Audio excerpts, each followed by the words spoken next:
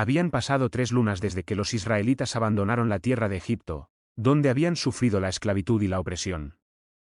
Ahora acampaban al pie del monte Sinaí, donde iban a recibir la revelación de su Dios, Yahvé, el que los había liberado con mano poderosa y brazo extendido. Pero Yahvé no se mostró a ellos como un Padre bondadoso, sino como un Dios temible y majestuoso, que descendió sobre el monte envuelto en una nube oscura y centelleante, que lo cubrió como un manto.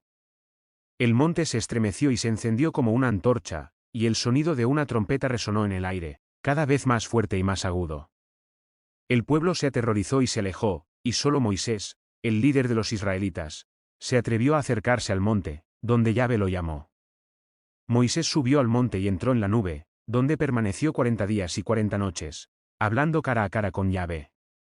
Allí recibió las tablas de piedra, donde estaban escritos los mandamientos de la ley que los israelitas debían guardar para ser el pueblo de Dios.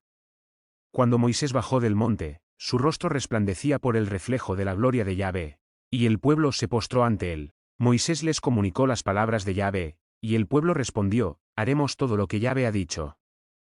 Así se selló la alianza entre Dios y su pueblo. El libro del Éxodo nos revela el secreto de la construcción del Arca de la Alianza, el cofre sagrado que guardaba las tablas de la ley que Dios entregó a Moisés en el monte Sinaí. El arca era una obra maestra de arte y de ingeniería, hecha de madera de acacia, una madera resistente y aromática, y recubierta de oro puro, el metal más noble y precioso.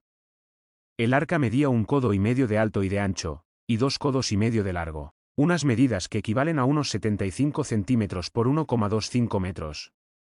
En cada esquina del arca había una anilla de oro, por donde se pasaban unas varas de madera de acacia, también forradas de oro, que servían para transportar el arca sin tocarla.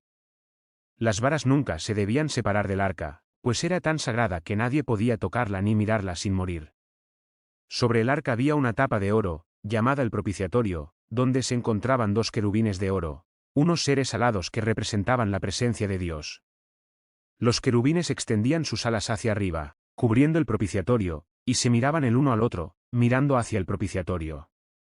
Entre los querubines se formaba una chispa, llamada la Sequina, que era la manifestación visible de la gloria de Dios. Allí hablaba Dios con Moisés, y le daba sus mandatos y sus promesas. Dentro del arca se guardaban las 2 tablas de piedra, donde estaban escritos los 10 mandamientos que Dios había dado a Moisés en el monte Sinaí. También se guardaban otros objetos sagrados, como un frasco con maná, el pan celestial que Dios había enviado a los israelitas en el desierto, y la vara de Aarón, el hermano de Moisés, que había florecido milagrosamente como señal de su elección como sumo sacerdote. El arca de la alianza era el tesoro más valioso y poderoso de los israelitas. Con el arca, Dios los acompañaba y los protegía en su camino por el desierto, en su entrada en la tierra prometida y en sus batallas contra sus enemigos. El arca era capaz de realizar prodigios y de castigar a los impíos. El arca era el símbolo de la alianza entre Dios y su pueblo. El arca de la alianza tenía poderes excepcionales e incomprensibles, que desafiaban las leyes de la naturaleza. Podía detener el curso de los ríos, como el Jordán, que se secó cuando los sacerdotes que llevaban el arca lo pisaron, y se restableció cuando salieron del río, después de que todo el pueblo hubiera pasado. Podía aplastar, y cuando años más tarde su hijo Salomón construyó el templo de Jerusalén, se colocó en la parte más sagrada del mismo. Y es curiosamente allí, en el lugar más protegido y seguro de todos los que estuvo, donde, alrededor del año 900 a.C., se perdió su pista para siempre. Esto dio origen a una búsqueda que ha inspirado a creyentes y cazadores de fortunas durante milenios.